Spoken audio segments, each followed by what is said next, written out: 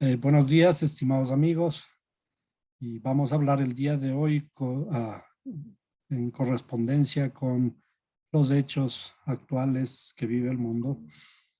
Vamos a hablar acerca de la guerra. Si bien estamos viviendo en un punto focalmente, estamos sufriendo el mundo, la guerra, en una parte de de nuestra geografía. La guerra es un problema muy antiguo y vamos a enfocarlo desde el punto de vista de la Biblia. Y me van a permitir que enfoque de una forma un poquito dura esta vez, porque vamos a tomar ciertos versículos para llegar a una conclusión de qué es lo que debemos tener, debemos pensar, debemos hacer, qué es lo que debe estar en nuestro corazón respecto de la guerra. Para ello, vamos a comenzar con el problema de qué es la guerra, pensar qué es la guerra. La guerra comienza como una corrupción del pensamiento. La rectificación de la corrupción del pensamiento es algo que tenemos que hacer para eliminar las guerras. La corrupción del pensamiento es algo en realidad muy serio, muy difícil de desarraigar. Son más dificultosos los pensamientos transgresores de la transgresión misma que la transgresión misma. Es decir, el autor intelectual es el primer transgresor de la ley. Es más difícil o es más, es más penado inclusive el que piensa, el que transgrede con el pensamiento que en sí el hecho mismo. ¿Cuáles son las guerras del rey justo?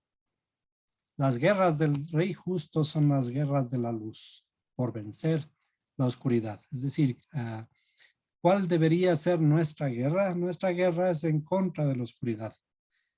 La luz es un esclarecimiento divino para que la luz venza a la oscuridad de este mundo de la mentira. Las guerras del rey son del bien contra el mal. Las guerras del rey son de justicia.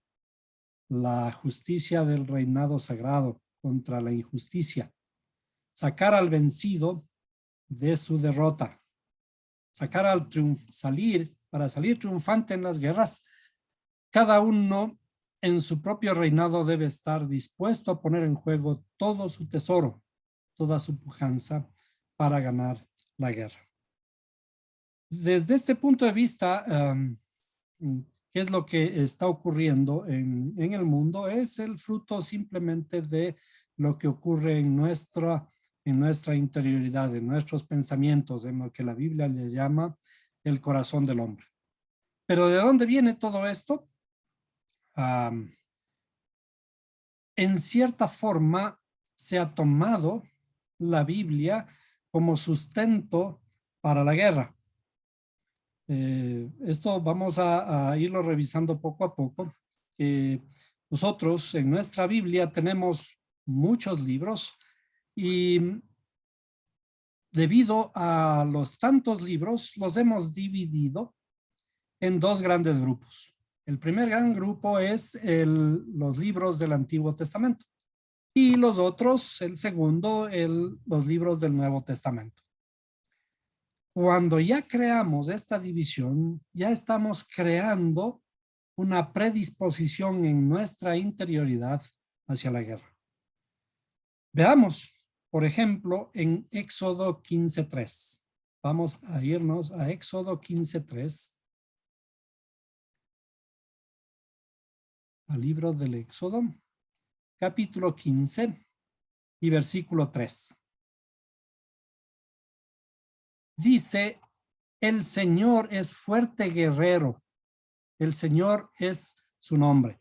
Veamos una versión más común.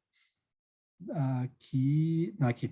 dice en esta versión de la nueva Reina Valera de 1990, dice, el Eterno, varón de guerra, el Eterno es su nombre. En otras versiones dice simplemente Yahvé o Jehová es un guerrero, Yahvé es su nombre. Varón de guerra es otro término.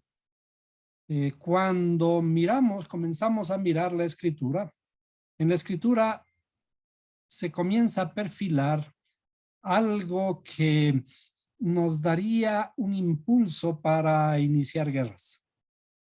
Desde luego que es un impulso, una visión un poco distinta a la que debemos en realidad tener. Pero vamos a seguir este juego.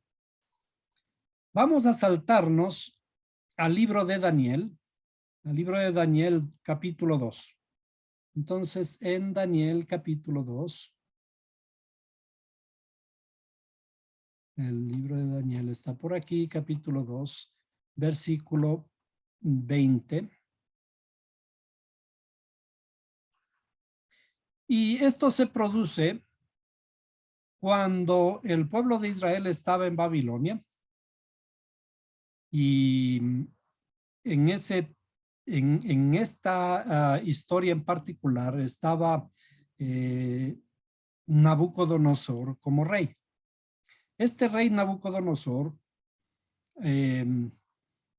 comienza a tener una buena visión, le da una buena reputación a Daniel, los 4 hombres israelitas, entre todos los sabios de Israel, perdón, de Babilonia, de Israel que estaban en Babilonia.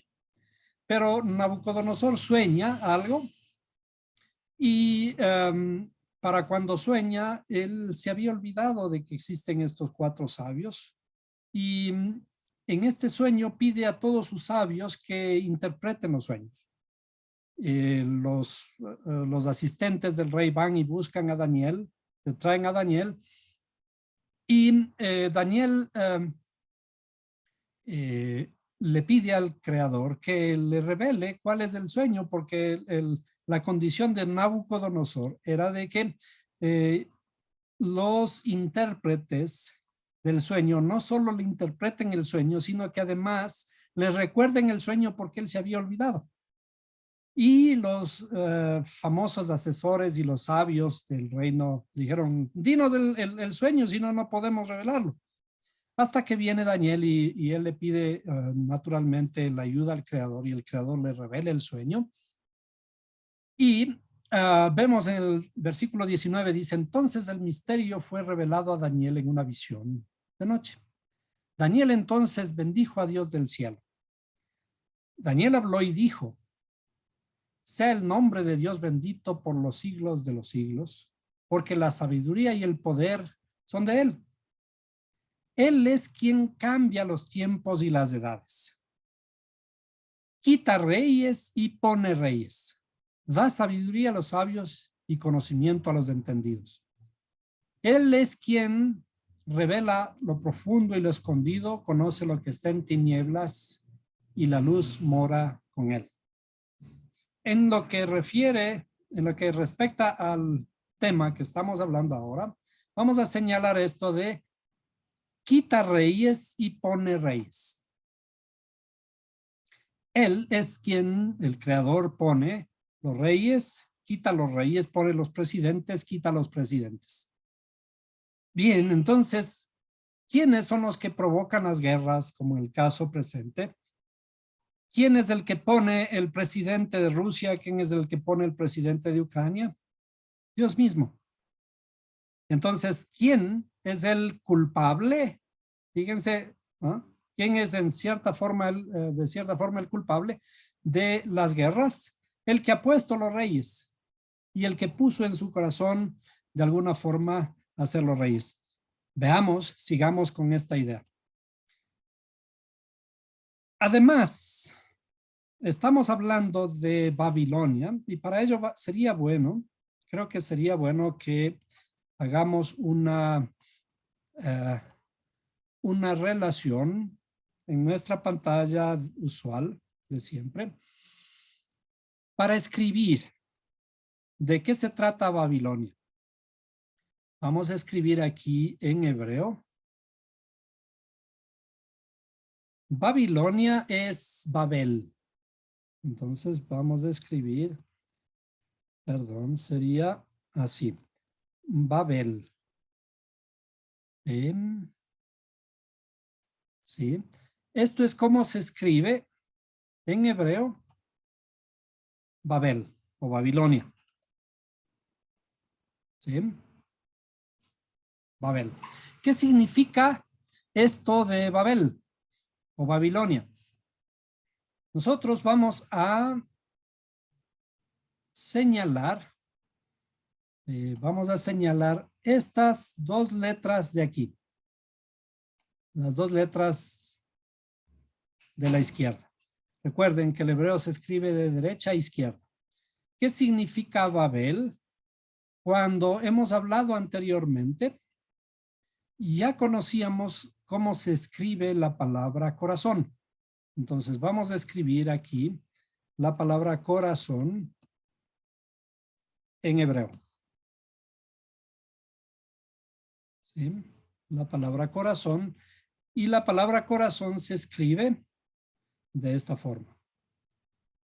Perdón. Vamos a escribir en hebreo. Así. ¿Sí? Corazón se escribe con estas dos letras al revés.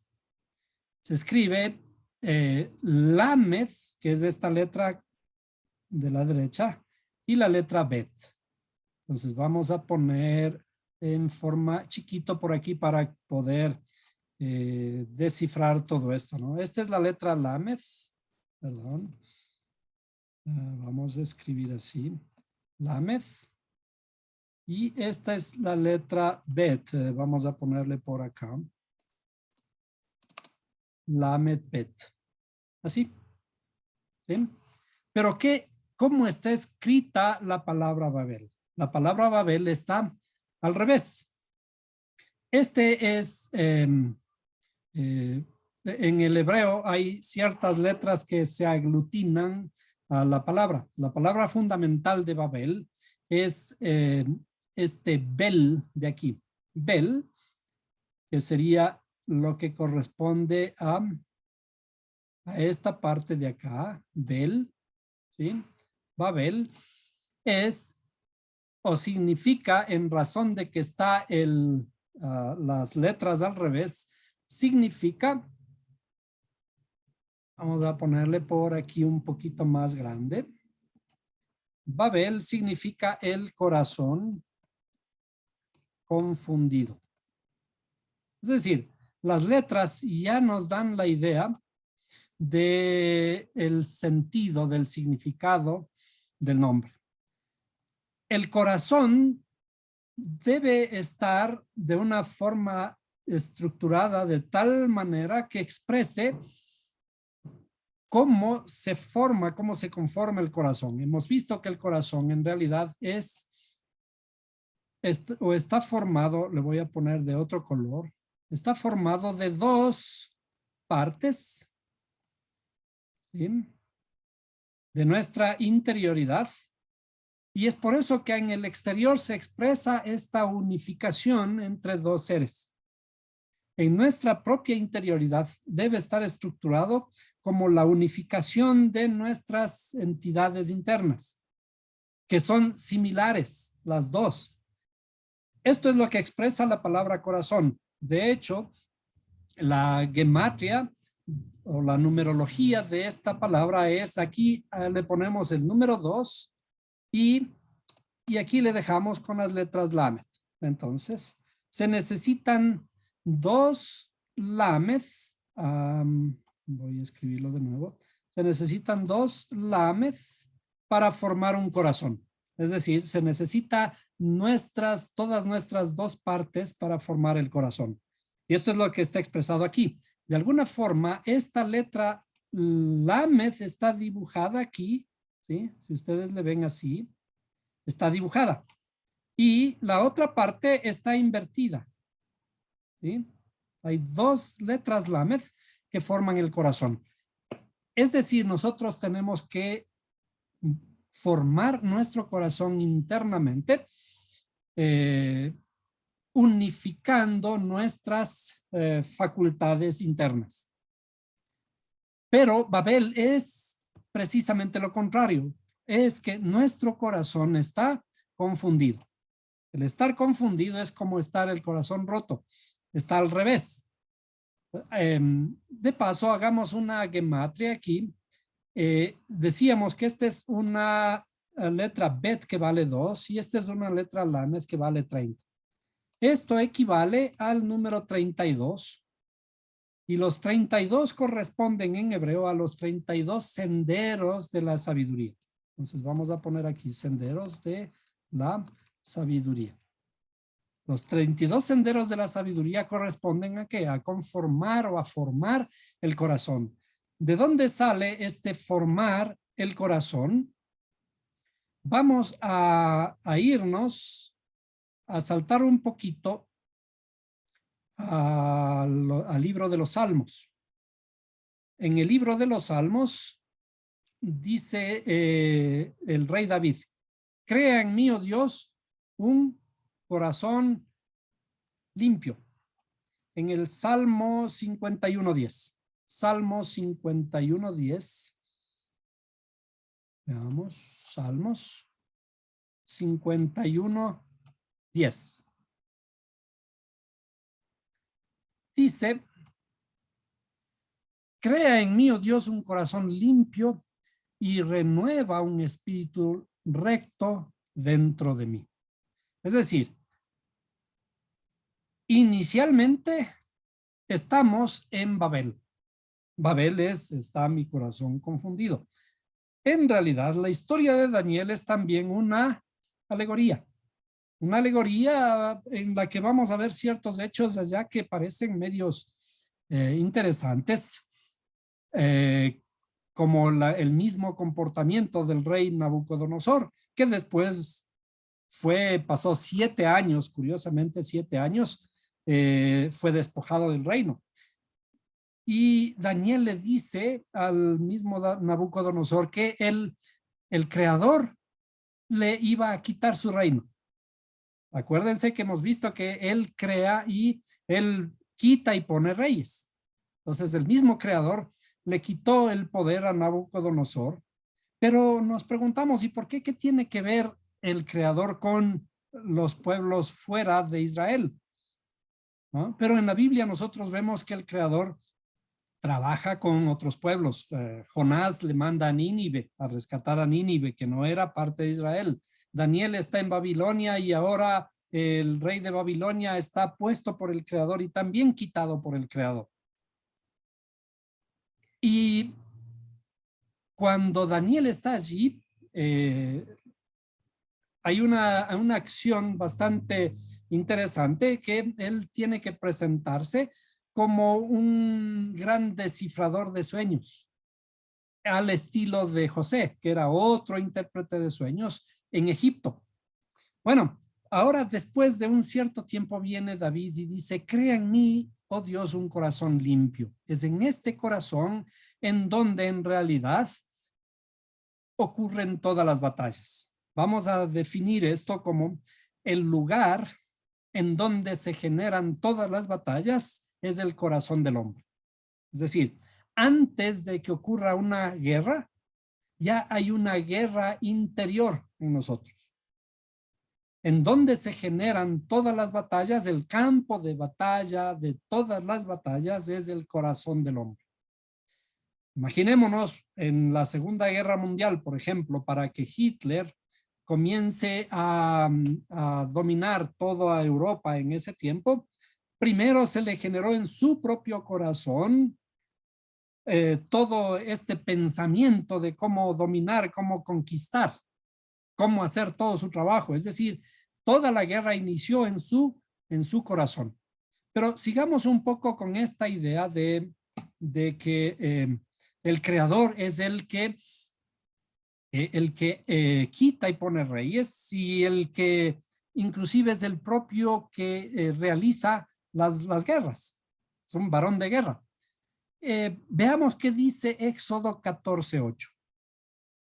Vamos a saltarnos a Éxodo 14:8. Vamos a utilizar las escrituras bastante en esta ocasión. Dice, y el Señor endureció el corazón de Faraón, rey de Egipto, y este persiguió a los hijos de Israel, pero los hijos de Israel habían salido con mano fuerte. De hecho, esta parte de la historia ya está hablando cuando el faraón comienza a perseguir a Israel en el desierto después de que les liberó. Cuando el Creador le manda a Moisés a sacar a su pueblo de Egipto, le dice, ve tú y ve en el nombre este de yo seré el que seré, que está traducido yo soy el que soy, ve y saca a mi pueblo de Israel, de Egipto. Y más luego en el siguiente verso le dice, pero yo endureceré el corazón del faraón. ¿Cómo es esto? Moisés va a sacar a Israel de Egipto, pero el Creador le va a endurecer el corazón del faraón. Y cuando ahora están ya saliendo de Egipto, les está persiguiendo el faraón y dice, y el Señor endureció el corazón de faraón. En realidad, entonces, ¿contra quién estamos peleando? Este es un cuestionamiento, una pregunta que planteamos en este momento. ¿Contra quién estaba peleando el pueblo de Israel? ¿Contra el faraón o contra el Creador? Entonces los egipcios los persiguieron con todos los caballos y carros de faraón, su caballería y su ejército, y los alcanzaron acampados junto al mar. Junto a Piahirot, frente a Baal Zephón. Hay cosas interesantes, a veces no nos detenemos a pensar en el significado de estas palabras, pero en algún momento los hemos de descifrar con la ayuda de ciertos diccionarios. Las palabras que están puestas aquí no están casualmente, tienen su significado. Y dice, y al acercarse Faraón a los hijos de Israel alzaron los ojos y aquí los egipcios marchaban tras ellos. Entonces los hijos de Israel tuvieron mucho miedo y clamaron al Señor. Y dijeron a Moisés, ¿acaso no había sepulcros en Egipto? Comenzaron a quejarse, vamos a saltar un poco. Y Moisés les dijo, no temáis, estad firmes y ved la salvación que el Señor hará hoy por vosotros. Porque los egipcios a quienes habéis visto hoy, no los volveréis a ver jamás. El Señor peleará por vosotros mientras vosotros quedáis callados. El Señor. Entonces dijo el Señor a Moisés, ¿por qué clamas a mí? Di a los hijos de Israel que se pongan en marcha. Es decir, hay que trabajar. Levanta tu vara y extiende su mano sobre el mar. Y sigamos con esta idea. En el 17 dice, y he aquí yo endureceré el corazón de los egipcios para que entren a perseguirlos y me glorificaré en Faraón y en todo su ejército, en sus carros y en su caballería. Entonces sabrán los egipcios que yo soy el Señor, cuando sea glorificado en Faraón, en sus carros y en su caballería. Bueno, ¿qué es lo que ocurre finalmente aquí? Un poco más abajo. Cuando miramos, dice, y extendió Moisés su mano sobre el mar y al amanecer regresó el mar a su estado normal. Y los egipcios al huir, se encontraban con él. Así derribó el Señor a los egipcios en medio del mar. Es decir, varón de guerra. El Señor, Jehová, como está traducido en nuestras Biblias, derribó a los egipcios en medio del mar. Él mismo mató al faraón, a los egipcios y todos los caballos que iban cruzando el mar persiguiendo al pueblo de Israel. Bueno, comenzamos a preguntarnos o comencemos a recordar en los mandamientos no estaba escrito no matarás. ¿Sí? No matarás. ¿Y cómo es que el creador es el primero en que comienza a batallar, a hacer una guerra? Y en las guerras, por supuesto, hay que matar.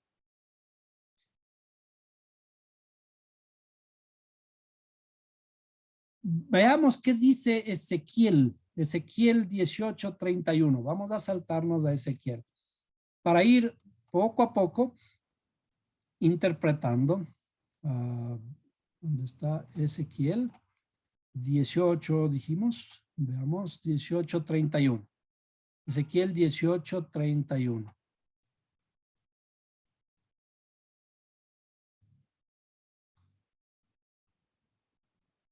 ¿Sí? Dice, arrojad de vosotros todas las transgresiones que habéis cometido y haceos un corazón nuevo, en el mismo estilo que habla David. Crea en mí un corazón limpio. Aquí dice, haceos un corazón nuevo y un espíritu nuevo. ¿Por qué habéis de morir, casa de Israel? Ahora Ezequiel está hablando de otro exilio, está dentro de otro exilio, pero estos exilios corresponden al exilio de nuestra alma. Dice, y haceos un corazón nuevo. ¿Cómo un corazón nuevo? No tenemos ya un corazón. Obviamente está hablando de una forma alegórica. Tenemos que renovar, hacer que nuestro corazón sea nuevo, que pase de ser un corazón de piedra a ser un corazón de carne, un corazón que sienta y un corazón renovado en ese sentido. Vamos a seguir hablando acerca de ahora otra historia. Perdón, saltémonos, vamos a estar saltando, regresemos a lo que le ocurrió al pueblo de Israel ya en el desierto, cuando está en el desierto después de recibir la ley.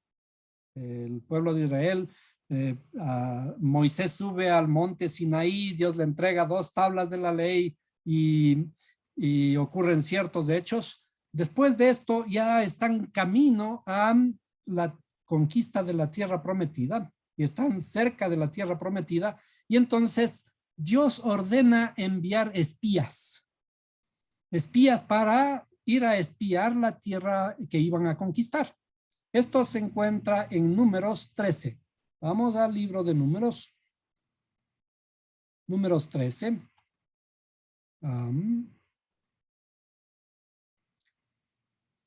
Y dice, tú mismo envía, en el verso número 2, ¿no? Tú mismo envía hombres a fin de que reconozcan la tierra de Canaán, que voy a dar a los hijos de Israel.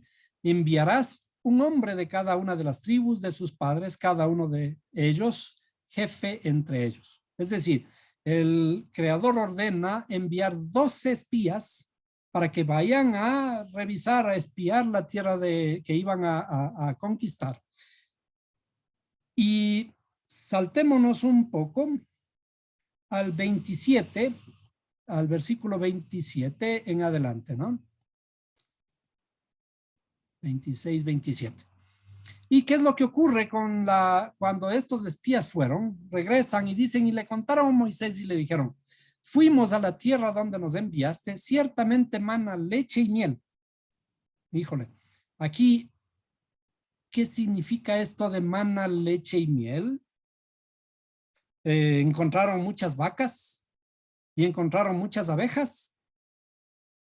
¿O de qué tipo de leche y miel se trata esto cuando se define leche y miel la tierra prometida? Esto también será el tema de otro estudio, pero además de esto dice, ciertamente mana leche y miel y este es el fruto de ella.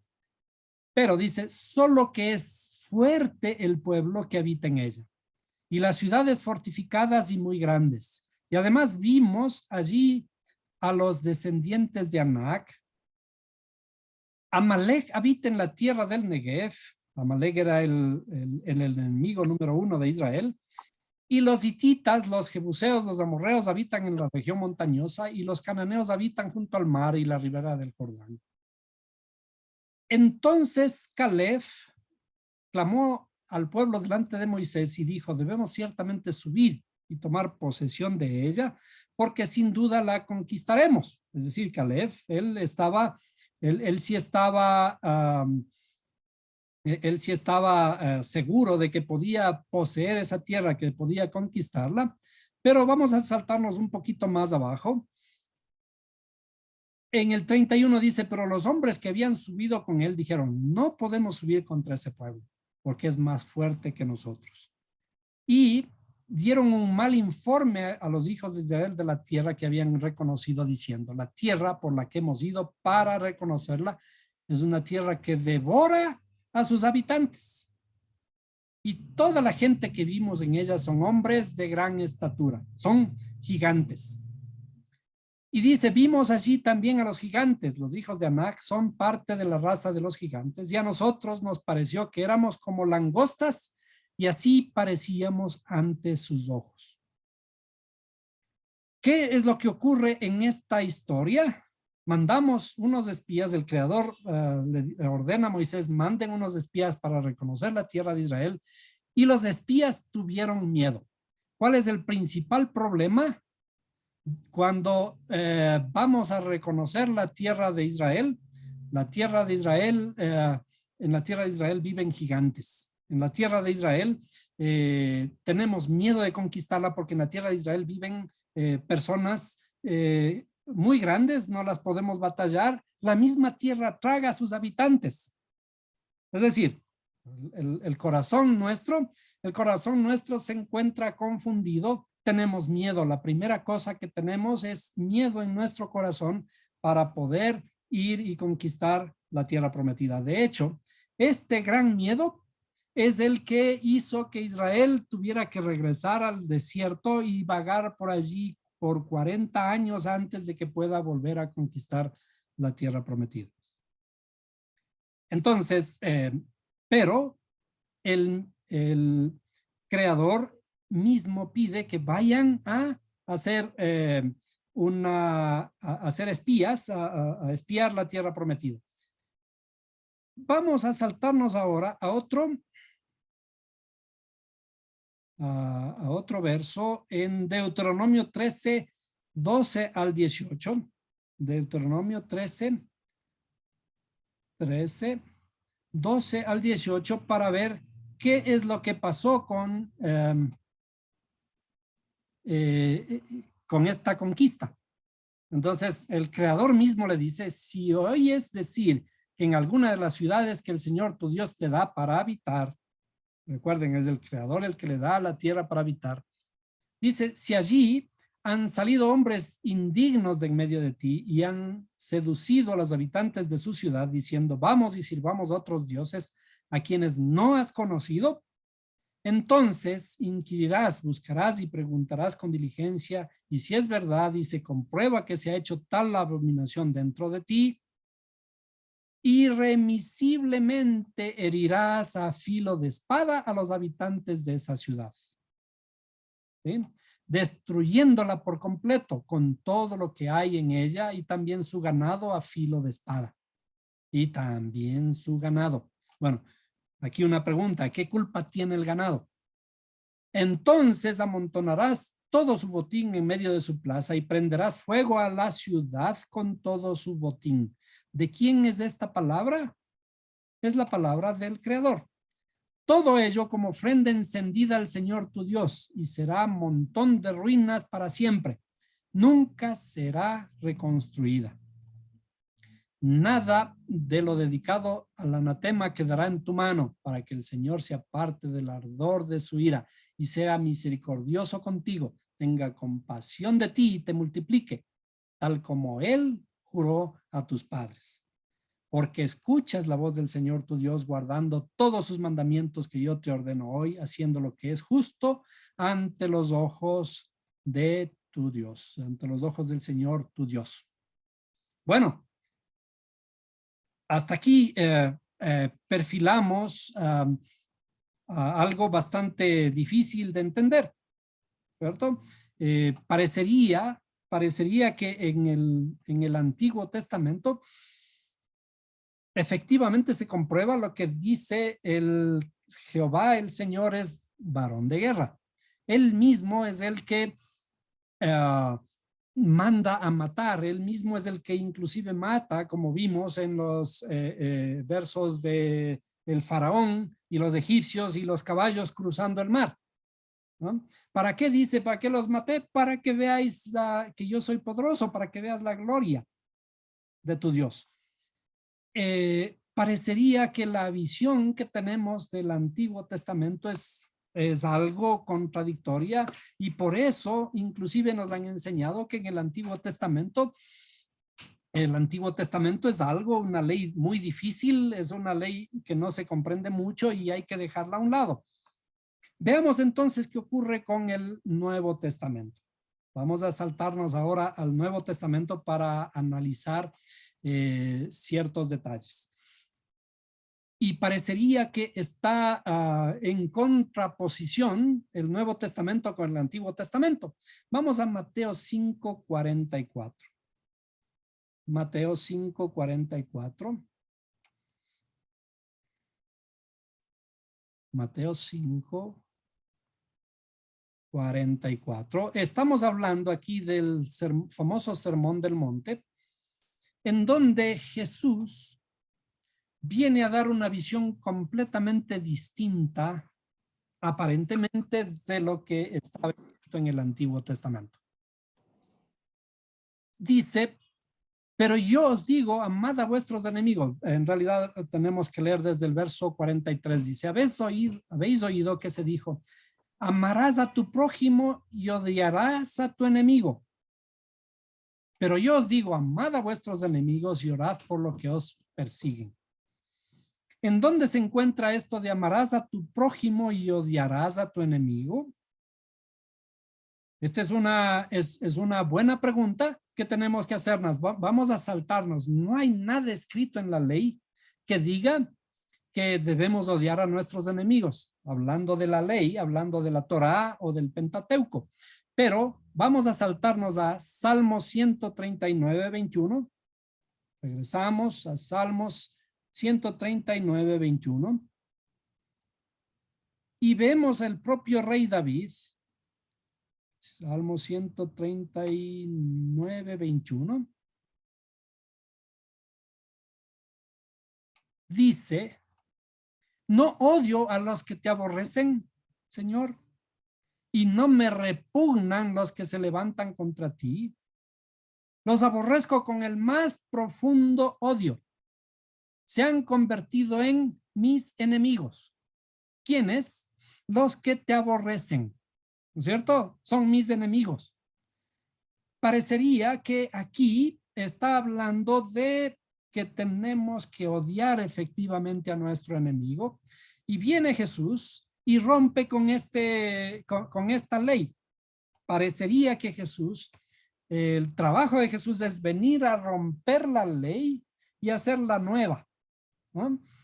De hecho, en esta misma porción está hablando, dice, ojo por ojo, diente por diente, ¿no? Veamos en Éxodo 21, 24, Éxodo 21, 24, en donde estaba establecido, Éxodo 21, 24, hablando de las leyes, de muchas leyes que se establecieron aparentemente para administrar la tierra de Israel correctamente. Dice, ojo por ojo, diente por diente, mano por mano, pie por pie. ¿Qué significaba esto? Si alguien te rompe un ojo, tú tienes derecho a romperle el ojo de tu enemigo también. Si alguien te daña tu mano, te cortó tu mano accidentalmente, tú tienes derecho de cortarle la mano al otro. En realidad, no. En realidad no es así. Aquí lo que se estaba estableciendo es un método de compensación por los daños que se provocaban. Y estas compensaciones no tenían nada que ver con lo físico, porque igual, en la misma forma que habla aquí mano por mano, no está hablando, cuando habla de la mano del Creador, no está hablando de que Dios tiene una mano. Es decir, todas son símbolos de ciertas cosas que deben ocurrir aquí, en este caso ciertas compensaciones. En el Sermón de la Montaña del que estamos hablando, sigue Jesús diciéndonos, si alguien te da una bofetada, muéstrale la otra mejilla, ¿no?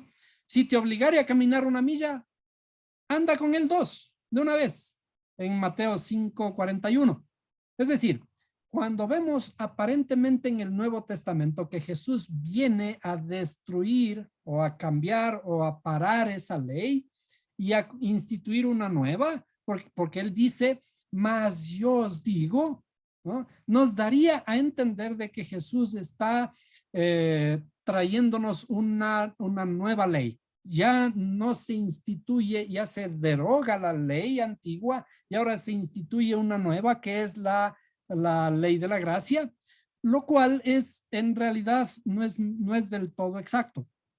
Es decir, nosotros hemos visto en las clases pasadas de que cuando vemos de que, por ejemplo, dice, construyeme un santuario, construyeme un templo, en realidad no está hablando de un templo físico. ¿Ven? Cuando dice construyeme un templo, está hablando del templo de nuestra interioridad. ¿Y cómo se construye el templo de nuestra interioridad? ¿Sí? Porque nuestro propio cuerpo, como dice también la Escritura, ¿o ignoráis acaso que vuestro cuerpo es templo del Espíritu Santo? Y en este templo hay que hacer los sacrificios. A este templo hay que traer los animalitos para sacrificarlos. Y no es que el Creador quiere que nosotros le traigamos animales, o en ese tiempo quería que le traigamos animales para ser sacrificados. Porque Dios no necesita ni olores fragantes, no necesita ni la sangre que sea derramada, ni cosa por el estilo. Estos sacrificios son el modelo de los sacrificios que tenemos que hacer en nuestra interioridad. Es decir, el templo que tenemos que construir es este templo interior. Vamos a dibujarlo aquí. El templo interior que tenemos que construir, y ese modelo estaba escrito en el Antiguo Testamento. ¿Qué es lo que vino a hacer Jesús? Entonces Jesús viene a mostrar o a interpretar lo que estaba escrito acerca de este modelo. Este modelo que estaba escrito que dice que el creador es varón de guerra. ¿Varón de guerra de qué guerra? Las guerras que tenemos que luchar no son las guerras físicas. Las guerras que tenemos que enfrentarnos, que salir a luchar, son las guerras espirituales. Todo lo que está hablando en la Escritura, en la anterioridad, cuando dice varón de guerra de la espiritualidad. Cuando el Creador se muestra como que él mismo estuvo matando al faraón y estuvo matando a los caballos y estuvo matando a todos los egipcios que cruzaban el mar Rojo, persiguiendo al pueblo de Israel. Esa es una lucha espiritual, la lucha espiritual que el Creador nos ayuda a batallar. Vamos, para entender esto, vamos a irnos también a una porción muy interesante del libro de Deuteronomio. En Deuteronomio 21:14, 21:10, Deuteronomio 21:10, vamos a Deuteronomio 21:10. 21:10. Aparentemente, el Creador dio permiso para ir a la guerra y para matar a la gente allí, porque una guerra hay que matar. Y no solo eso, fíjense en las palabras que voy a utilizar. Aparentemente el Creador dio permiso también para violar a las mujeres cautivas. Dice, cuando salgas a la guerra contra tus enemigos, y el Señor tu Dios los entregue en tus manos y los tomes en cautiverio y veas entre los cautivos una mujer hermosa y la desees. Aquí está la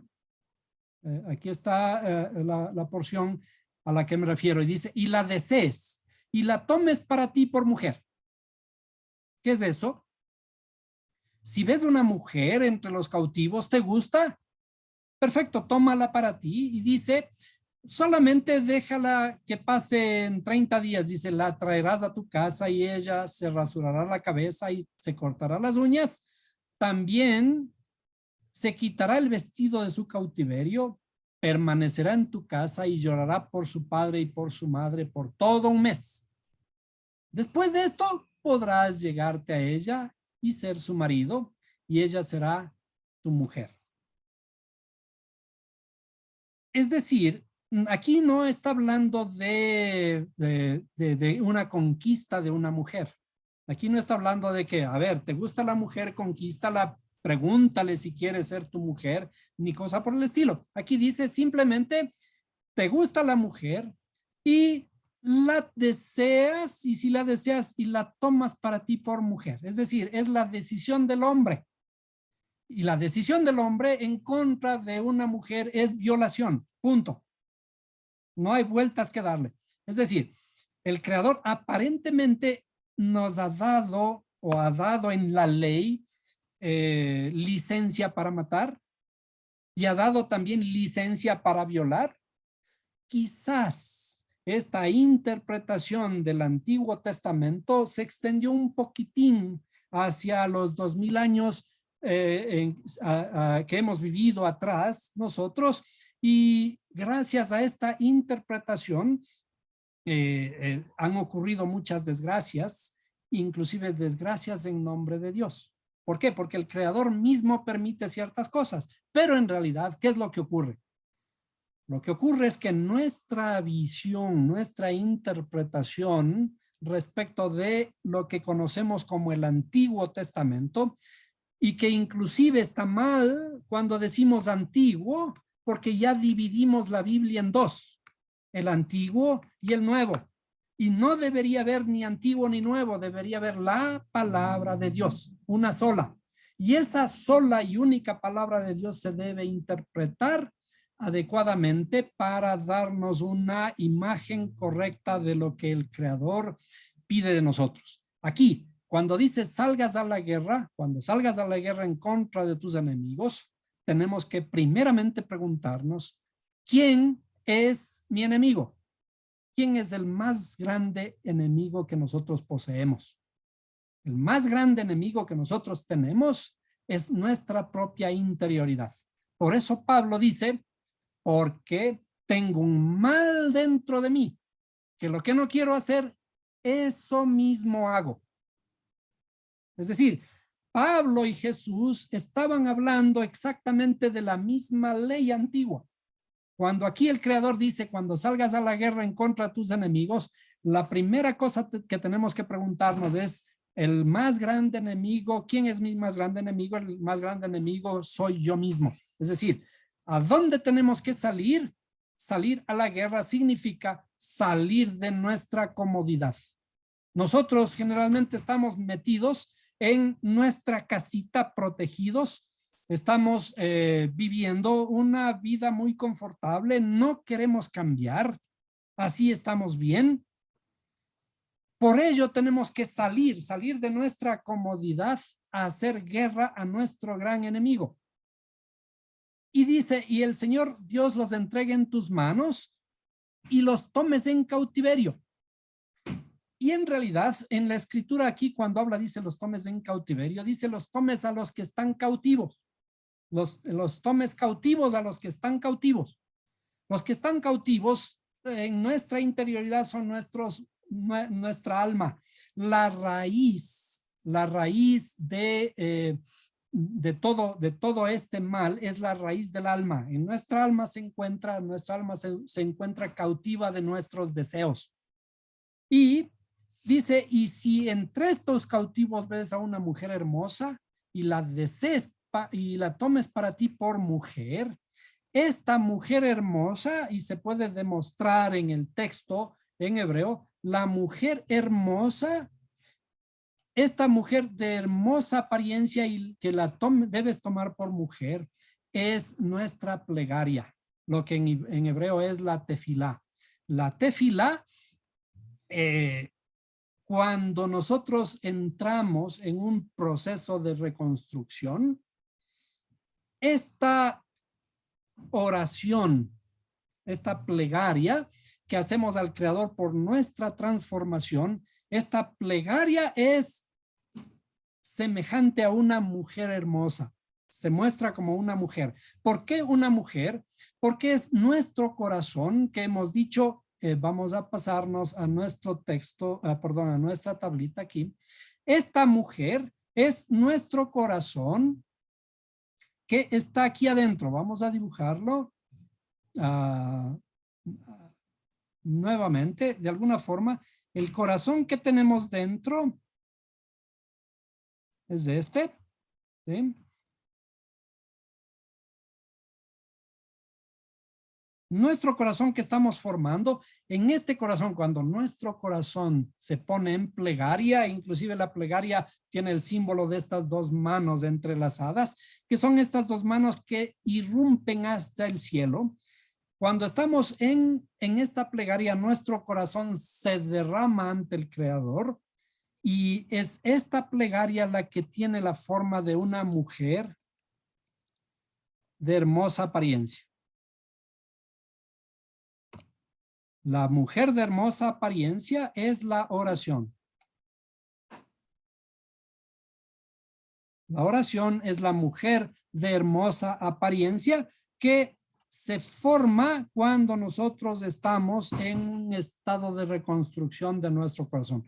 Cuando David estaba clamando al Creador y dice, crea en mí un corazón limpio y renueva un espíritu recto dentro de mí. Él estaba realizando esta plegaria, estaba derramando su corazón ante el Creador, estaba culminando esa guerra interna de aniquilar a los enemigos que tenemos aquí dentro. El Creador nos ayuda en esta guerra espiritual para transformar nuestro corazón y este corazón que se eleva hacia el cielo gracias a la luz del mismo Mesías.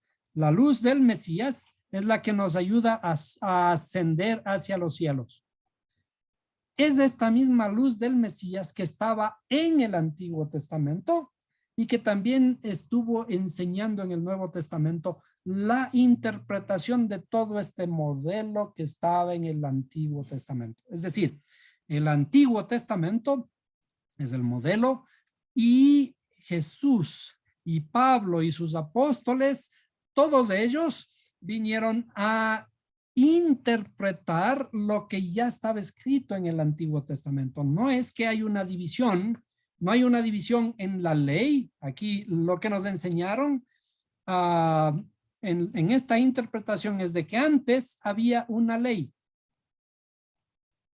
Antes había la dispensación, le llamaron dispensación de la ley.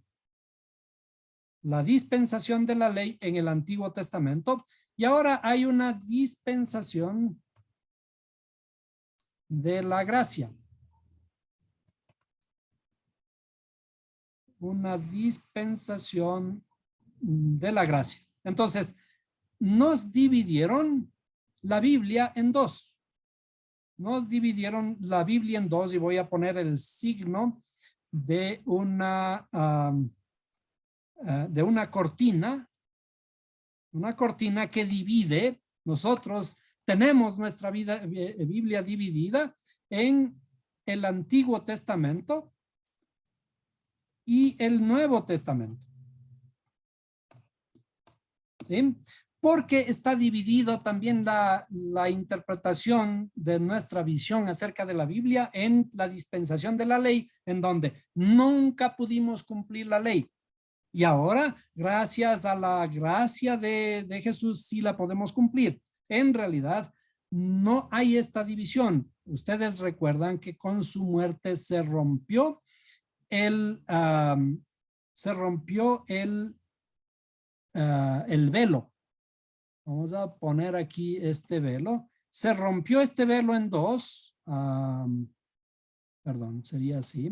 Se rompió este velo en dos para que nosotros podamos tener acceso aparentemente al lugar santísimo. Pero en realidad lo que está ocurriendo es de que el Creador, a través de su Hijo, a través de Jesús, lo que nos vino a mostrar es que estos dos son lo mismo.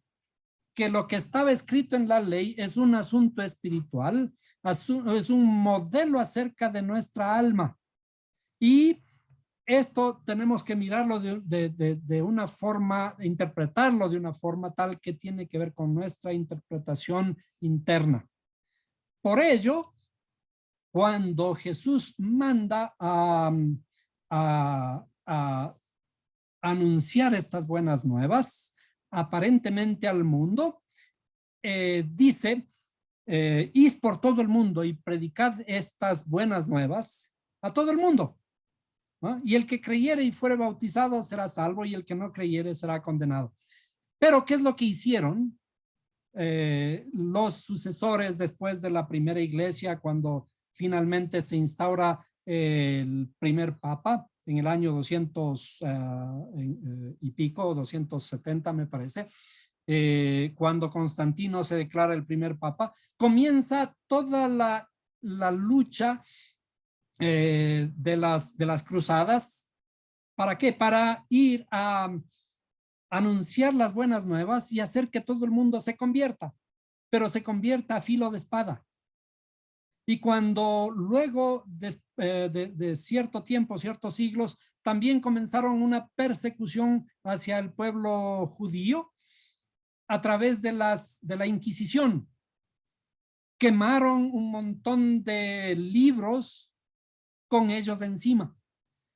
Y esto en el año 1500, inclusive ayudado por el propio Martín Lutero, cuando Martín Lutero, predicando en sus púlpitos, decía: a estos judíos no les dejen predicar, arránquenles la lengua, quemen sus libros en las plazas. Todo esto está documentado en el libro de las mentiras de los judíos, los judíos y sus mentiras, de Martín Lutero. Y años después, haciendo honor a estas palabras, Hitler decía: estoy ejecutando la obra de Dios. Yo solo estoy ejecutando la obra de Dios. ¿Y cuál era la obra de Dios? Matar a los judíos. Es decir, la famosa Gran Comisión se transformó en guerras, pero interpretando esta misma visión de la Escritura de que tenemos que batallar contra todo el mundo, y tenemos que conquistar a todo el mundo, y tenemos que obligarles a conocer la verdad. Es decir, una errónea interpretación basada ¿en qué? Basada en que tenemos primeramente dividida la Biblia. Tenemos dividida la Biblia en dos. Y esto ya nos mete en nuestro pensamiento, corrompe nuestro pensamiento, en el sentido de que hay algo que está mal atrás y ahora hay algo nuevo, que se inaugura una nueva ley. Pero Jesús dijo: yo no he venido a anular la ley, yo he venido a cumplirla. Es decir, Jesús no vino a inaugurar ninguna nueva dispensación, porque el Creador es el mismo. El Creador dice: yo soy el mismo, yo no cambio. La gracia del Creador, esta que aparece aquí en el famoso Nuevo Testamento, ya estuvo desde Noé. Y también muchas veces el rey David la cita, y Job y varios personajes en la Escritura utilizan esta palabra gracia de parte del Creador, porque el Creador no es que inaugura la gracia 2000 años atrás y se olvidó de la gracia en la antigüedad. Es decir, la Biblia no tiene que estar dividida. Las guerras de que habla la Biblia son las guerras espirituales, y todos los detalles acerca de las guerras del Antiguo Testamento son modelos de las guerras internas nuestras. El faraón está metido aquí en nuestra interioridad.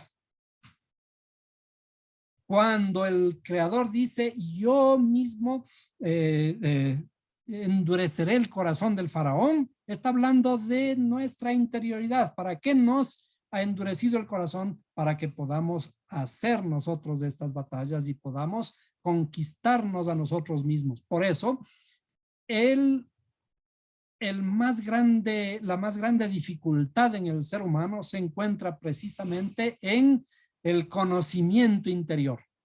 Es el más grande miedo que nosotros tenemos. Por eso la versión de los espías.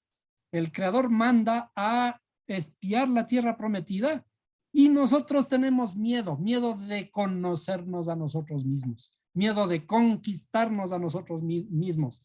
El más grande miedo que nosotros tenemos es el autoconocimiento. El revelar la luz interior, la luz que está dentro de nuestra interioridad. Cuando el Mesías dice, yo quiero entrar en tu corazón. Si abres la puerta, yo entraré a él y cenaré con él y él conmigo. Entonces, toda la Biblia está mal interpretada y esa mala interpretación nos ha dado el pie para que nosotros utilicemos inclusive la Biblia como un pretexto para batallar. Y esto ha ocurrido a lo largo de todos los siglos. Y lo que ocurre ahora en las guerras que están dándose en Asia Menor, gracias a la invasión de un pueblo sobre otro, en realidad nacen aquí, en el corazón. Y nosotros, ¿qué es lo que tenemos que hacer? Rectificar el corazón. Y lo que normalmente ocurre con nuestros países es, se alían, un país se alía con otro, hacen una alianza, como lo que ocurrió, por ejemplo, en la Segunda Guerra Mundial. El Ecuador se alió con Alemania. Fíjense ustedes cómo ocurrieron las cosas. En una forma inexplicable, el Ecuador fue aliado de Alemania en la Segunda Guerra Mundial, hasta que después se fueron desarrollando los hechos y finalmente Ecuador terminó aliado de los aliados. Es decir, se juntó con los aliados y para ya terminar la guerra. Es decir, hay muchas cosas inexplicables en la guerra cuando nuestro corazón está confundido, cuando nuestro corazón es Babel. ¿Y qué es lo que tenemos que hacer? Reconstruir nuestro corazón, como pidió David. Crea en mí un corazón limpio y renueva un espíritu recto dentro de mí.